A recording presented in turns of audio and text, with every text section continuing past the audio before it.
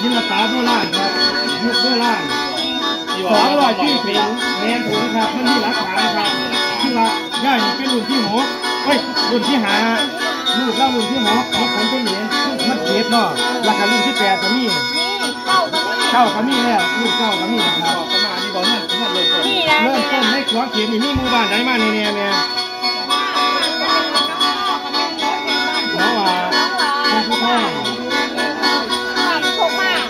บางคนจะแยกกันออกไปครับในย่านนี้คือว่าเมื่อหลังนี้ไม่ค่อยขาดเลยแต่รุ่นแรกก็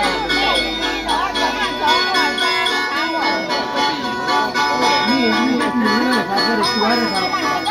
คือว่าป้าชุดเก่าเนี่ยมันมีบ้านที่เท่าไหร่มันมีแต่ทางย่อมันไม่ได้อันนี้คือป้าที่มาไม่ย่อแค่บอกไม่ย่อเนื้อนะครับกระโจมคนก็เดี๋ยวลงมาที่มือเข้านี่หลายอย่างในกระบวนนี่ลงจนนะครับนี่รับแล้วมันรับมาดูที่นี่ให้ไม่ถูกกันหรอกที่เกี่ยวกับเป็นบอลเกี่ยวกับบอลเงินทางขึ้นเมียนแค่พอที่ทุ่มล่ำมาที่ทุ่มกับล่ำต่ออีกครับล่ำมาที่ทุ่มมันเรียกมาเรียกซ่ามีการสูบห้อยมีการจองนี่เรียนที่หน้าไม่ไหนหลายขาต้อนเนี่ยนี่ผู้หาป้าซื้อแบบนั้นเขาโอดล่ำอ้อครับแล้วนี่เราเล่าหรือเปล่าเล่าครับเล่าเป็นเราบ้านเล่าเนาะเป็นอันต้นเท้าเล่าครับเป็นต้นเท้าเล่าเป็นมาตั้งคำถามมาอันดับแบบ5 ปีแล้วข้ามเรื่องวันนี้มาตั้งถ้าเชื่อเราทำไมเราจะตั้งที่หานี่เราทำ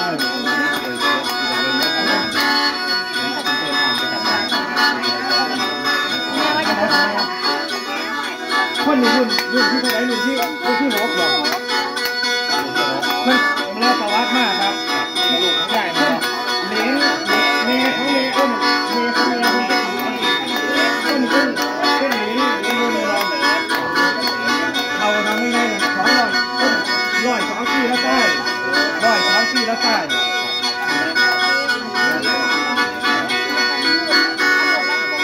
เราเก่าที่7 ปีก็ตั้งที่8 ปีเราเลี้ยงเพื่อนกับแต่ที่2 ปี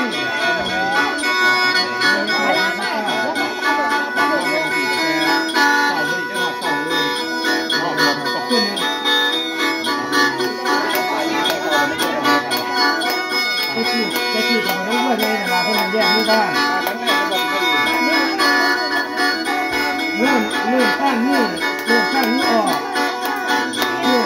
คือคนสามารถมาจากไสกับพวกนี้แต่ว่ามันคือข้างไรว่ามันคือ200 กว่าปียังกลับมาเนี่ย